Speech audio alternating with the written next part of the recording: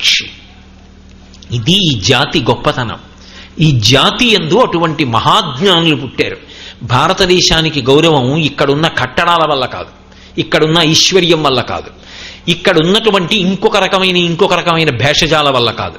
ఈ జాతి గౌరవము అటువంటి మహాత్ములు పుట్టిన కారణం చేత, ఇక్కడ ప్రవహించిన నదుల వలన, ఇక్కడి పర్వతముల వలన, ఇక్కడి ప్రజల సంస్కృతి శీల వైభవం వల్ల. అందుకే ఈ జాతి పేరు చెప్తే ప్రపంచ దేశాలన్నీ నమస్కారం చేస్తాయి. అంత ఉత్తమమైన జాతి మన జాతి. అటువంటి జాతిలో పుట్టించినందుకు పరమేశ్వరుడికి శతధా సహస్రధా నమస్కారం చేయాలి. అంత గొప్ప ధర్మం మన ధర్మం.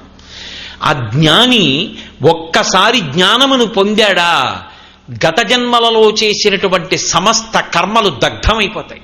ఇక మళ్ళీ శరీరంలోకి వెళ్ళడు, ఆఖరిసారి శరీరం వదిలేయడం. కానీ అనుభవించవలసిన కర్మ ఆ జన్మకు అనుభవించవలసింది